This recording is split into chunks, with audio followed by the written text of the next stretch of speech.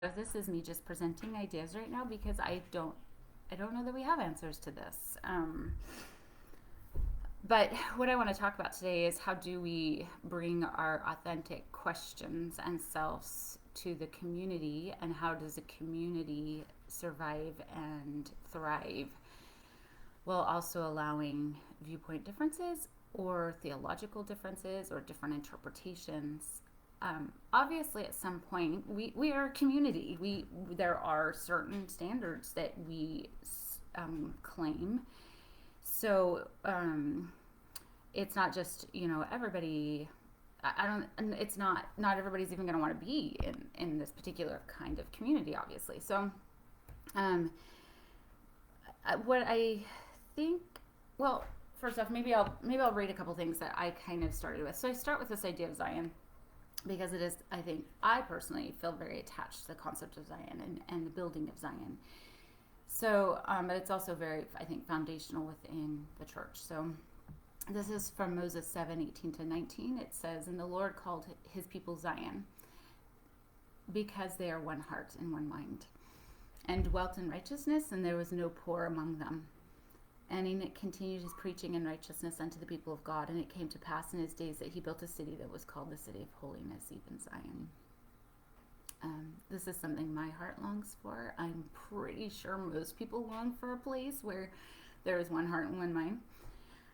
I really appreciate the focus that I have seen, though, on the idea that there is diversity and unity at the same time. And I think that is what is key to this concept of how do we bring our questions and different ideas to the table?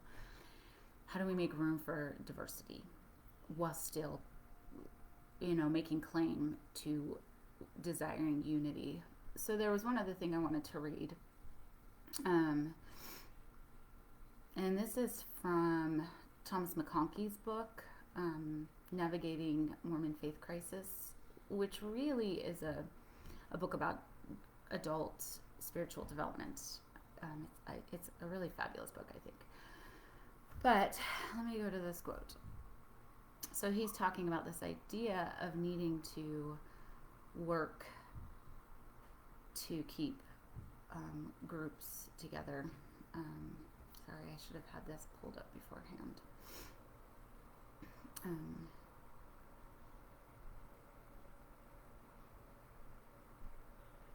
Okay, so I really like his thoughts on this.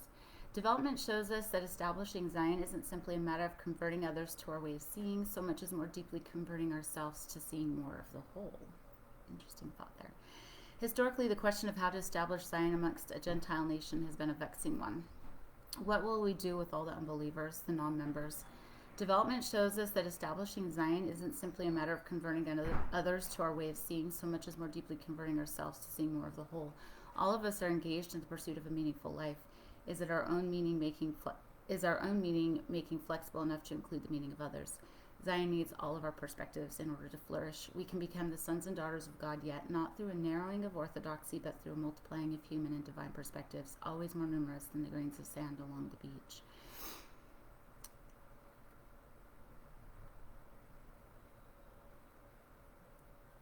He asks these questions of how, even just to wonder, and I will wonder with him. Again, no answers, but I wonder.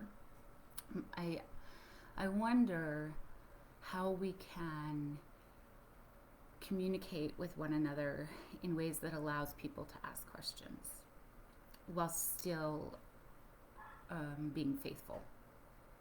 And I think faithful can be a word that, what does that mean? But I wonder if we can accept not only, I think we have our big ticket items that's often talked about in news, right? So we've got minorities. How do we accept minorities? But I actually fundamentally think there's even more that we need to think about. How do we accept, and I wonder what it would look like to live in a community that has specific guidelines like we do in the church, but if somebody chooses not to fully participate in the way that we feel they should, can we still embrace them? Can we still accept that they are living their own authentic, truthful self. So I think a big, one with this one would be, the temple recommend. Not obviously, I find a lot of value and love the temple. I know many who don't and are really confused and don't understand it and feel that it's been difficult for them. So, or even going through the temple recommend process.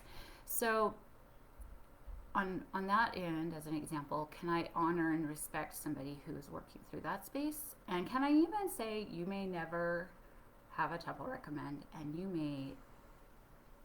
that may be what you need. And can I sit with that while still being in community and accepting them within my realm of the church? So I think I don't know that I have answers for any of these. I think this is something that we have to navigate together, particularly as we're trying to navigate community. And then the other, since I kind of was working with the SEC issue, can we accept that there are those who struggle with the concepts of priesthood authority, not quite knowing what to believe or think about what happens within the world around us and what that means to them? Can we still sit side by side with them and commune with them? And what does that look like? So those are just questions I have. I think this is an era in which actually I think people are starting to delve into what this may or may not look like, and we're starting to talk about it more. So, and quite frankly, it may look different from congregation to congregation, from person to person. So I guess it's just questions that I'm proposing to you. What does this look like if we're wanting to create Zion and unity? And what space can we give for those who need space to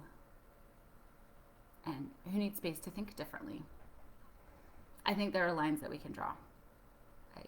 But I don't even know. I think there's some lines that I can say for sure we draw, obviously, but I don't know where we draw